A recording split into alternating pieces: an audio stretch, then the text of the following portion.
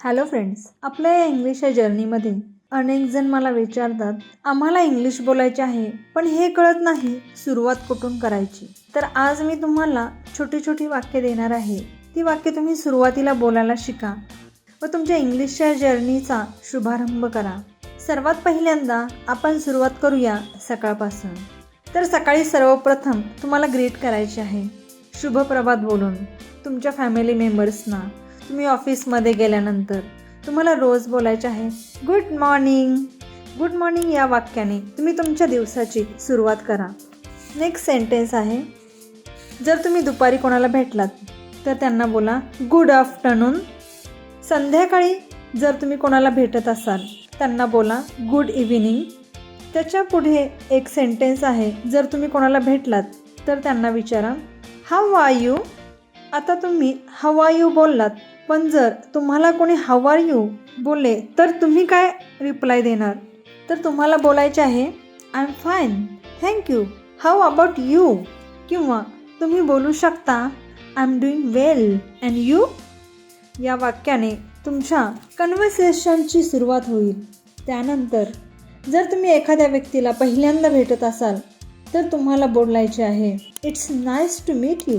Next, जर तुम्ही एखाद्या व्यक्तीला बरेच दिवस झाले पाहिले नसेल तर आपण म्हणतो बरेच दिवस झाले दिसला नाहीत, तेव्हा काय बोलायचे? तर तुम्हाला असे बोलायचे आहे लॉंग टाईम नो सी. पुढील सेंटेन्स आपल्याला द्यायचे आहे, तर तुम्हाला कोणाला ॲप्रिशिएट करायचे आहे, कोणाची प्रशंसा करायची आहे तर बोलायचे माय सिन्सिअर ॲप्रिसिएशन. माय सिन्सिअर ॲप्रिसिएशन म्हणजे माझ्याकडून प्रशंसा.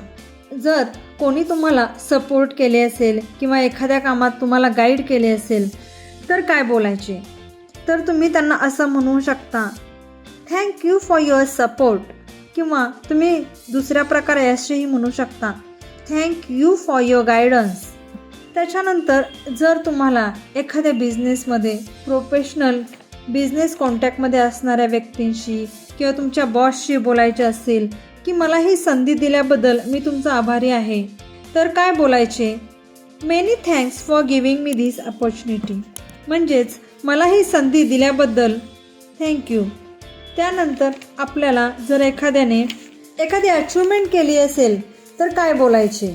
तर त्याला तुम्ही असं म्हणू शकतात, आपण तर नेहमी त्यांना म्हणतो कॉंग्रॅच्युलेशन्स, पण दुसऱ्या प्रकारे कसं बोलायचं? Congratulations on your incredible success. नेहमी कॉंग्रॅच्युलेशन बोलण्यापेक्षा congratulations on your incredible success असं तुम्ही त्यांना म्हणू शकता. त्याच्यानंतर आणि जर तुम्हाला एखाद्या स्टुडंटने किंवा मुलामुलींना एखाद्या एक्झाममध्ये उल्लेखनीय कामगिरी केली असेल, त्याबद्दल जर तुम्हाला इंग्लिशमध्ये बोलायचे असेल तर तुम्ही असं म्हणू शकता congratulations, we are so proud of you. Congratulations, we are so proud of you. त्याच्यानंतर तुम्हाला कोणाला आशीर्वाद द्यायचा असेल तर तुम्ही गॉड ब्लेस यू असं बोलू शकता.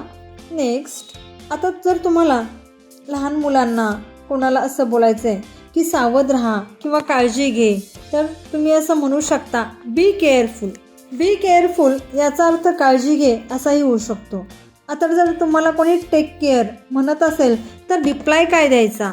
तर तुम्हाला बोलायचे आहे थँक यू, यू टू, तुम्ही पण काळजी घ्या. त्यानंतर जर तुम्हाला शोक व्यक्त करायचा असेल तर तुम्ही इंग्लिशमध्ये कसं बोलायचं? I am sorry for your loss. I am sorry for your loss म्हणजे तुम्ही एखाद्याच्या दुःखामध्ये सहभागी आहात. तर अशा वाक्यांनी तुम्ही सुरुवातीला इंग्लिश बोलण्याची सुरुवात करा.